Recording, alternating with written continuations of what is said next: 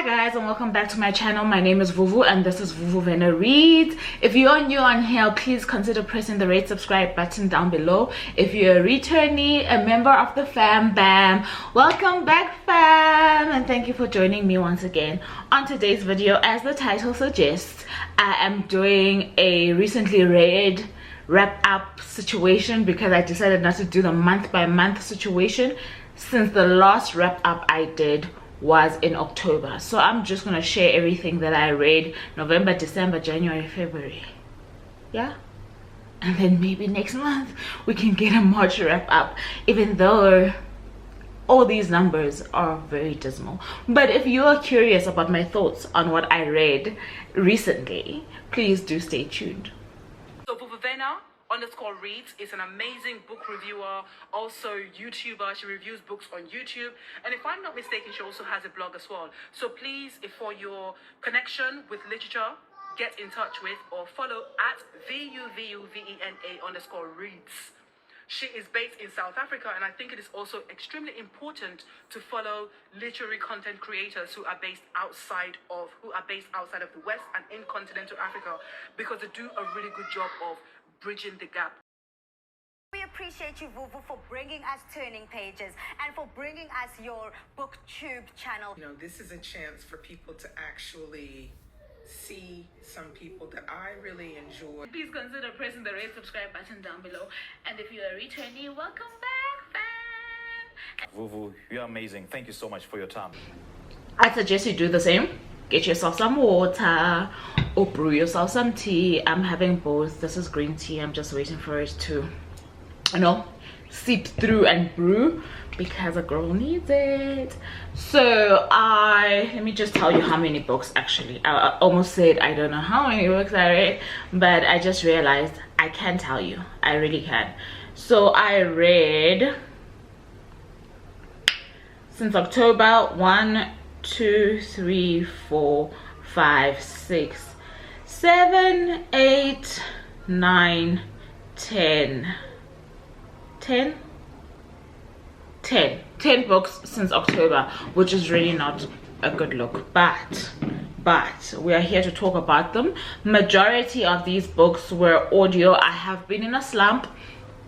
If you guys watched last week's vlog, you will understand what I'm talking about. I'm just trying to move things around here, okay?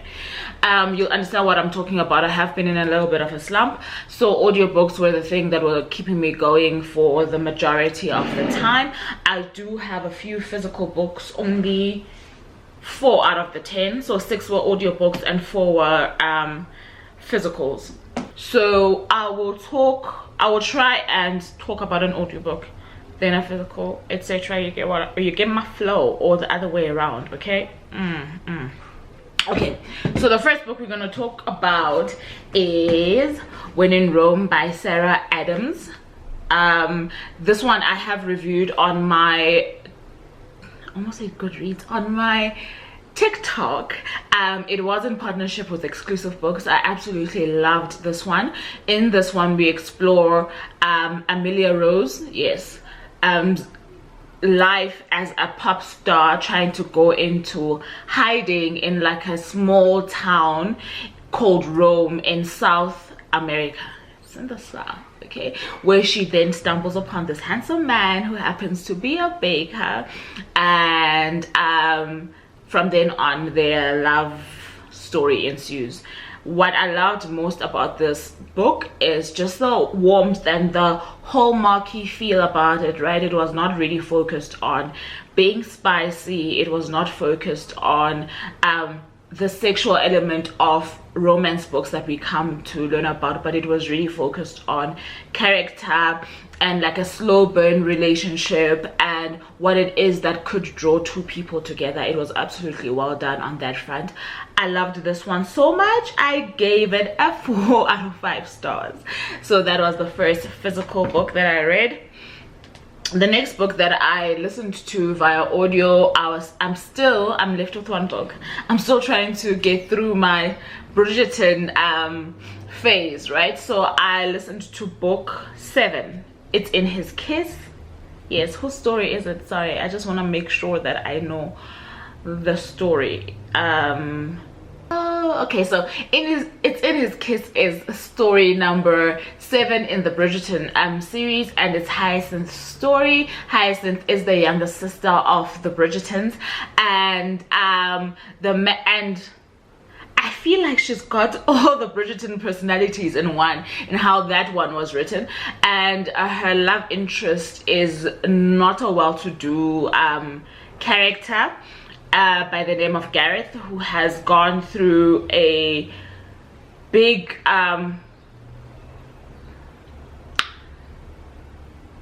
situation in his relationship with his dad, right?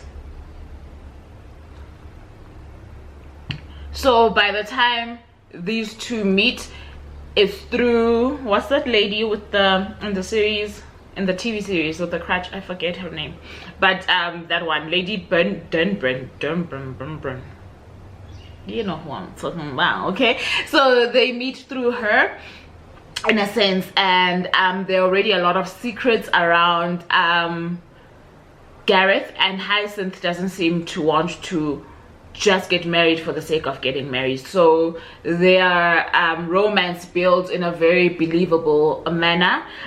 They get up to a lot of mischief together, which is quite enjoyable. I enjoyed this installment of the Bridgerton books, because I think the last time I really had fun with the Bridgerton book was with Penelope's story, I want to say. Yes, with Penelope's story, which is in the first 4 books of the 9. So I loved this one so much, I gave it a 3 stars. And then the next, this is in no particular order, guys, I hope you guys understand, okay? One of the books that I did pick up, physical books, was the American Roommate Experiment. This one is supposedly, allegedly, sort of like a sequel to the Spanish Love Deception, right? But I never read the Spanish Love Deception, and this one reads fine as a standalone as well, is what I'm trying to let you guys know. So you don't have to feel like you have to read the other one before you can read this one. This one is by Elena Armas, and it follows Rosie, whose love interest is Lucas. It's one of those romance tropes where they happen to be stuck in the same flat, let's say, because it's roommate experiment, and for various reasons, and there's an experiment that Rosie proposes. Is it Lucas? But there's an experiment that's proposed by one of the two that make them see each other more romantically than they did before. Okay, I hope this makes sense. So we explore the various elements of this experiment, as well as the fact that one of these characters has been liking the other one since way before the experiment began, right? I listened to and read this. This was a dual situation, right? Hybrid situation. And the only thing I will say about the audiobook is that the Lucas character's voice, they could have done something else there, because it makes the story so comical and hard to understand and believe, etc. But if you are curious on the journey of reading the book, I think it was in one of the sprints that we did towards the end of last year, if it wasn't the last sprint.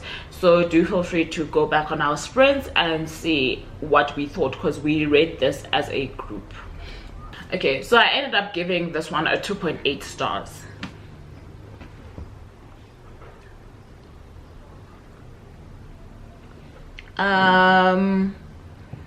The next audiobook I listened to was On the Way to the Wedding, which is book 8 in the Bridgerton series. This one is the younger brother's story. I forget his name. Gregory. It's Gregory's story, and his love interest is Hermione. And how this one plays out is he first falls for somebody who's associated with his love interest, only to find that the love interest is the better of the two, if you get what I'm trying to say. I don't know what that trope is called in romance, but it was really very well cold, and it also, I feel like, touched on the fact that in as much as love is a feeling, some things are beyond just that. And this one really did encapsulate the whole family dynamic after getting married and having so many children, and what it means for married couples basically to navigate their romance as well as their family. I think that this one was done quite well by Julia, and I rated it a 3 out of 5. 3 out of 5. All my ratings are out of 5.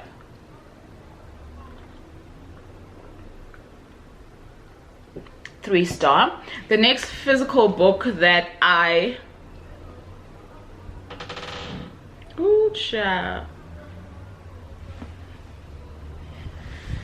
The next physical book that I did pick up, I was also a dual read via audio. This is The Dead Romantics by Ashley Poston. By the by, I didn't mention, okay, The American Roommate Experiment. I got this one from Jonathan Ball Publishers at an event that I attended last year. Same with this one, The Dead Romantics, I got at the same event, by Ashley Poston. I think that's how you say her name. Okay, I won't lie to you guys, going into this one, if you guys remember my haul, I was a little bit skeptical because I was like, what, our main female character falls in love with a ghost? Like, get out of here, like, who's trying to read that? But it was such a heartwarming story to read, and I love how these female romantic authors are trying to navigate the whole idea around attraction, and also the idea around physical attraction not being the only thing that keeps a relationship together.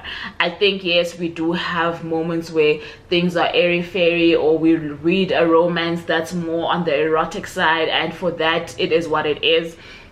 But I think that for the romances that are not particularly focused on the erotic, it is very refreshing to come across stories such as these where the bond is the romance. I don't know if you hear what I mean, right?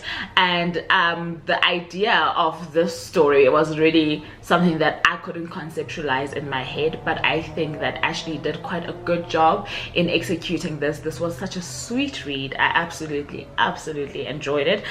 I ended up giving The Dead Romantics a 4 out of 5 stars. So before I let go, okay, before I get into anything, okay, so the next few books that I have, were all via audio. I am not gonna delve too much into my thoughts on them because I do want to have a separate video about this specific author. So I have been binging a lot of Tiffany D. Jackson's books. I started with, I think I did give you guys some feedback on the first book that I read via audio, which was Monday Is Not Coming. So since Monday Is Not Coming, I've read Allegedly, Grown, White Smoke, The Weight of Blood, Blackout, and I'm in the middle. Blackout, yes. And this month I finished another one, and I'm in the middle of another one. Okay, so that means it's been 8 books so far. I want to give you guys like a full-on chat about my thoughts about the author, my thoughts about her books, the different genres that she meddles in, and the various themes that carry her books. And I want to save that for a separate kind of video, if you hear what I'm trying to say. I will say though that I haven't rated any of her books anything below 3, so I have been enjoying the process. Yeah, I think that's as much as I'm gonna say at the moment about that. So those are the other books that I read via audio. And then the last physical book that I have for you guys is The Journals of He by J.D. Kiza. You guys saw my vlog last week about my thoughts on this one. For it being a debut by a South African based I almost said Canadian, don't ask me, share. Sorry. By a South African based author. Besides the length, right, for me, and at the slow burn at the beginning, the book was really quite well executed. The story, sorry, was quite well executed. I wish it was not as long. I think it could do without being as long. I'm sure I make mention of this in the previous video as well. But other than that, I really am intrigued by Delia and Dominique's story. I enjoyed this one so much. I gave it a 3.5 stars out of 5.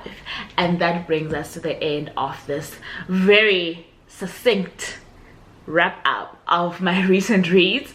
Have you guys read any of the books that I have mentioned? If you have, please do let me know in the comment section down below, and let's have a chit chat without spoiling any of these for anybody else.